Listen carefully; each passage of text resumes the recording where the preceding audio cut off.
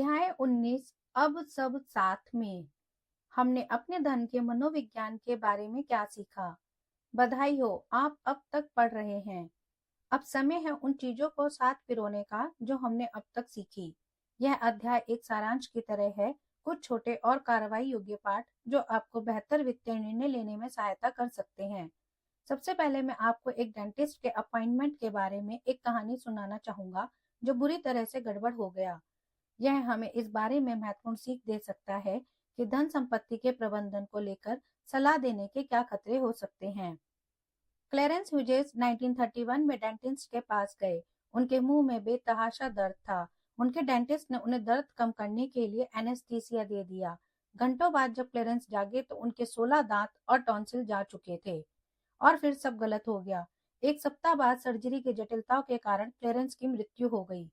उनकी पत्नी ने डेंटिस्ट पर मुकदमा दायर कर दिया, लेकिन इसलिए नहीं कि सर्जरी में गड़बड़ हुई। 1931 में हर सर्जरी में जान जाने का जोखिम रहता था। उनकी पत्नी के अनुसार क्लेरेंस ने कभी भी सर्जरी के लिए सहमति नहीं दी थी और अगर उनसे पूछा गया होता तो भी वे नहीं देते।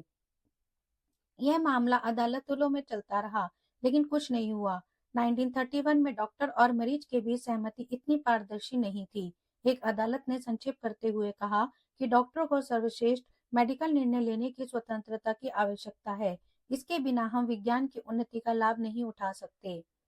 अधिकांश इतिहास में एक डॉक्टर का लोकाचार मरीज को ठीक करना होता था और मरीज डॉक्टर के इलाज के बारे में जो भी सोचता हो वह महत्वपूर्ण नहीं होता था।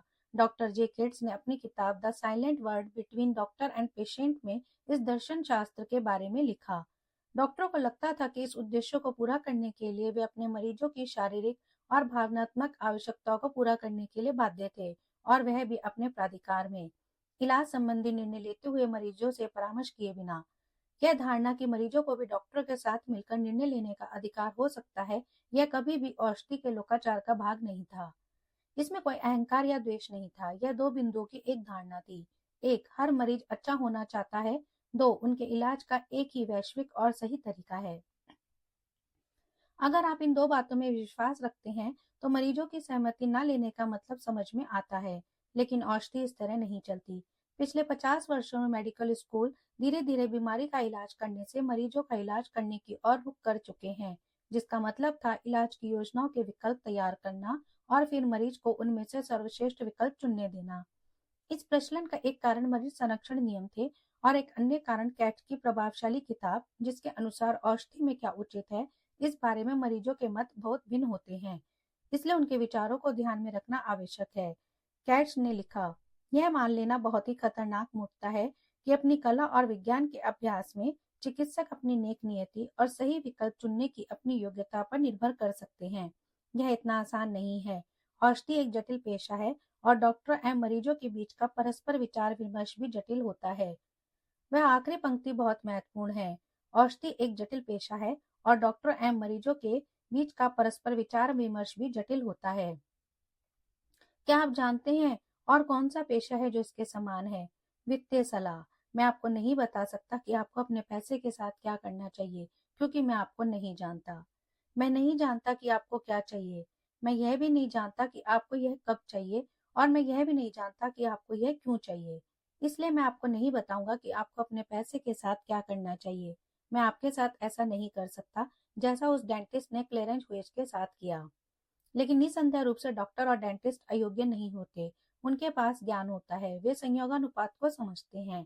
वे जानते हैं कि क्या काम करता है, तब भी जब मरीज उनके लिए कौन सा इलाज सही है, इस बारे में अलग निष्कर्ष पर पहुंचते हैं। वित्तीय सलाहकार भी इसी तरह होते हैं।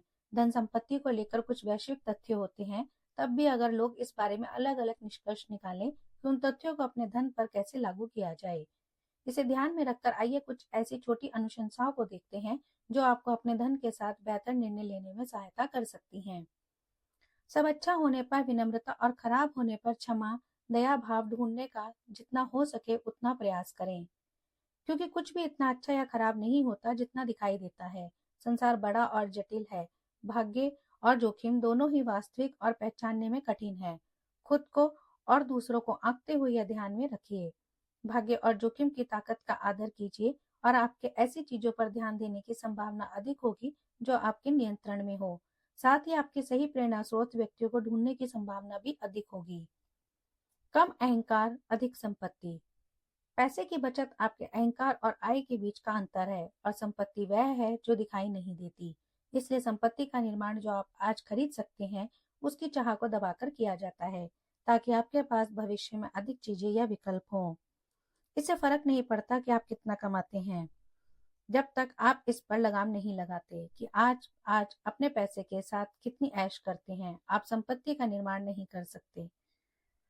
अपनी धन संपत्ति का प्रबंध इस प्रकार करें कि आप रात में चैन की नींद सो सकें। यह कहना इससे अलग है कि आपको सर्वाधिक प्रतिफल कमाने का लक्ष्य रखना चाहिए या अपनी आय का एक नियत प्रतिशत बचाना चाहिए। कुछ लोग तब तक चैन से नहीं सोएंगे जब तक वे सर्वाधिक प्रतिफल ना कमा रहे हों। दूसरे तभी तृप्त अनुभव करेंगे अगर उन्होंने रूढ़िवादी रूप से निवेश किया हो। हर किसी का अपना ही ढंग होता है, लेकिन क्या इससे मुझे रात में अच्छी नींद आएगी का आधार सभी वित्तीय निर्णयों के लिए सर्वश्रेष्ठ सार्वलौकिक दिशा निर्देश पट हैं। यदि आप एक निवेशक के रूप में सफल होना चाहते हैं, तो सबसे शक्तिशाली चीज जो आप कर सकते हैं वह है अपनी समय परिधि को बढ़ाना। निवेश में समय सबसे शक्तिशाली बल है। यह छोटी चीजों में वृद्धि कर उन्हें बड़ा कर देता है और बड़ी गलतियों को धुंधला कर देता है। यह भाग्य और जोखिम को निष्प्रभावित नहीं कर सकता, लेकिन यह नतीजों को उस दिशा में मोड़ देता है जिसके लोग पात्र होते हैं। बहुत सी चीजों के गलत हो जाने को स्वीकारना सीखिए। आप आधे से अधिक बार गलत हो सकते हैं और फिर भी विपुल संपत्ति प्राप्त कर सकते हैं, क्योंकि न्यून संख्या में कुछ चीजें अधिकांश परिणामों का कारण होती हैं। आप चाहे अपने पैसे के साथ कुछ भी कर रहे हो, आपको बहुत सी चीजों के काम ना करने पर संतोष करना होगा। संसार ऐसा ही है, इसलिए आपको अपनी उपलब्धियों का आकलन अपने पूरे पोर्टफोलियो की ओर देखकर करना चाहिए, ना कि अलग अलग निवेशों के आधार पर। बड़ी मात्रा में खराब निवेश और कुछ एक उत्कृष्ट निवेश होने में कोई बुराई नहीं। आमतौर पर यह सर्वश्रेष्ठ परिदृश्य होता है। अपने काम का आकलन करते समय अपने अलग अलग निवेश पर ध्यान केंद्रित करने से विजेता वास्तविकता से अधिक मेधावी नजर आते हैं और हारने वाले उससे अधिक खेदजनक नजर आते हैं जितना उन्हें होना चाहिए। संपत्ति का प्रयोग अपने समय पर नियंत्रण के लिए कीजिए, क्योंकि अपने समय पर नियंत्रण ना होना खुशी के लिए एक शक्तिशाली और सार्वलौकिक अवरोध है। आप जो करना चाहें, जब करना चाहें, जिसके साथ करना चाहें, जब तक करना चाहें, इसकी क्षमता वित्त में मौजूद अधिकतम लाभांश प्रदान करती है। कम दिखावटी और अधिक अच्छे बनिए। कोई भी आपकी जायदाद से इतना प्रभावित नहीं होता जितना आप खुद होते हैं। आप सोचते हैं कि आपको एक महंगी कार और बढ़िया घड़ी की जरूरत है, लेकिन संभवतः जो आपको चाहिए वह सम्मान और प्रशंसा है, और उन्हें प्राप्त करने की अधिक संभावना दया और विनम्रता के द्वारा है, बजाय हॉर्स पावर और क्रोम के। बचत कीजिए, बस बचत कीजिए। आपको बचत के लिए किसी विशेष कारण की आवश्यकता नहीं। कार अग्रिम भुगतान या फिर किसी मेडिकल इमरजेंसी के लिए बचत करना अच्छा है, लेकिन उन चीजों के लिए बचत करना जिन्हें परिभाषित करना या जिनका अनुमान लगाना असंभव है, बचत करने के सबसे अच्छे कारणों में से एक है।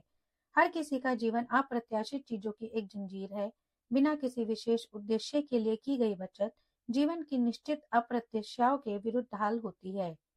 सफलता के मूल्य को परिभाषित करें और फिर उसे चुकाने को तैयार रहें, क्योंकि कोई भी लाभप्रद चीज मुफ्त में नहीं मिलती। और याद रखिए, अधिकतर वित्तीय मूल्यों पर प्रत्यक्ष प्राइस टैग नहीं होता। अनिश्चितता, दुविधा और पछतावा वित्त की दुनिया में आम मूल्य है, और वे अक्सर चुकाने योग्य होते हैं, लेकिन आपको उन्हें जुर्माने के बजाय सजा जिससे बचा जाए शुल्क के रूप में देखना चाहिए, बदले में कुछ अच्छा पाने के चुकाने लायक मूल्य। त्रुटि के स्थान की आराधना करें। भविष्य में क्या हो सकता है और आप अच्छा प्रदर्शन करने के लिए क्या होते देखना चाहते हैं, इसके बीच का अंतर आपको सहनशीलता प्रदान करता है, और सहनशीलता समय के साथ कंपाउंडिंग को जादुई बना देती है। त्रुटि के लिए स्थान अक्सर रूढ़िवादी बचाव के जैसा नजर आ सकता है, लेकिन अगर यह आपको खेल में बनाए रखता है तो यह वापस अपने मूल्य का कई गुना भुगतान कर सकता है। वित्तीय निर्णयों की चरम सीमाओं से बचें। समय के साथ हर किसी के लक्ष्य और कामनाएं बदल जाते हैं, और जितने चरम आपके अतीत के निर्णय होंगे, आगे बढ़ने पर उतना ही अधिक आपको उन पर पछतावा होगा। आपको जोखिम को पसंद करना चाहिए, क्योंकि यह समय के साथ प्रतिफल प्रदान करता है, लेकिन आपको विनाशकारी जोखिम से बचना चाहिए, क्योंकि यह आपको भविष्य में वे जोखिम लेने से रोकता है जो अच्छा प्रतिफल चुका सके। जो खेल आप खेल रहे हैं उसे परिभाषित करें और ध्यान रखें कि आपका व्यवहार उन लोगों से प्रभावित ना हो जो आपसे अलग खेल खेल रहे हैं। अव्यवस्था का आदर करें। होशियार, जानकार और तर्कसंगत लोग वित्त में एक दूसरे से असहमत हो सकते हैं क्योंकि लोगों के लक्ष्य और कामनाएं एक दूसरे से अत्यंत अलग होते हैं। कोई एकमात्र सही उत्तर नहीं होता, बस वह जो आपके लिए काम करता है। अब मैं आपको बताना चाहूंगा कि मेरे लिए क्या काम करता है।